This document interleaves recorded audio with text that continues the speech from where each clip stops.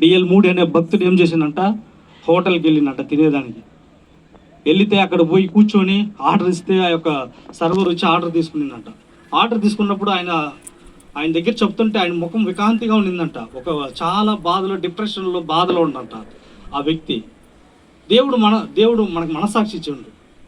ఆ మనసాక్షి ఆయన చెప్తుండంట. దేవుడు చెప్తుండు, ఏం చెప్తుండో ఆ వ్యక్తితో నువ్వు మాట్లాడు, రక్షణ గురించి చెప్పు అంటే ఆయన ఏం చేసిందంట, నిర్లక్ష్యంగా ఉండేసిందంట.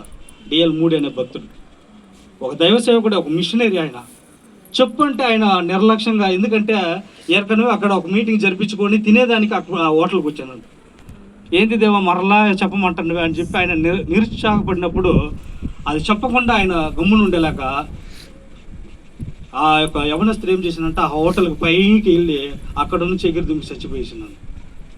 చచ్చిపోతే ఏందో అందరు గుంపు కూడి ఉండడాక ఇక డిఎల్ మూడి ఆ తినేది వదిలిపెట్టేసి బయటికి వెళ్ళి చూస్తే ఆ యవనస్తుడు చచ్చిపోయినంట.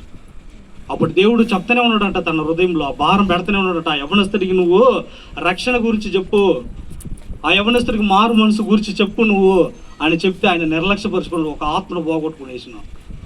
ఆ ఆత్మ నశించి ఎక్కడికి పోద్దంటే నరకానికి వెళ్ళిపోద్ది అనమాట. అందుకే యేసు ప్రభు కానీ 99 గొర్రెలు ఉంటే ఒక్క గొర్రె తప్పిపోయిన ఒక్క గొర్రె కొరకు ఆయన వెతికిందనమాట, రక్షించిందనమాట. నశించిన దాన్ని వెతికి రక్షించడమే ఆయనకు ఉద్దేశం. నా తండ్రి చిత్తం చేయడమే నాకు ఆహారం అని దేవుని యొక్క వాక్యంలో ఉంది. తండ్రి చిత్తము చేయాలని దేవుని యొక్క కుమారుని ఈ లోకానికి ఒక బానిసుండుగా పంపించిందంట. ఎంత గొప్ప శ్లాఘ్యత మనకి. ఒక దేవుడు మన యొక్క ఆకారంలో, మన స్వరూపంలో ఆయన్ని మనల్ని ఈ లోకానికి వచ్చి ఆయన మన కోసం ఆయన రక్తాన్ని చిందించి, ఆయన శ్రమలు పడి, బాధపడి, వేదన పడి, ఆయన ప్రాణం ఇచ్చినంతగా మనల్ని ప్రేమించింది. అంటే దేవతలు ఇంక చనిపోయి తిరిగి లేకుండా ఉంటే ఆయన దేవుడు కాదని అర్థం. అయితే మన దేవుడు చనిపోయి తిరిగి 3వ దినము మృత్యుం చేయడం లేచిన దేవుడు అనమాట.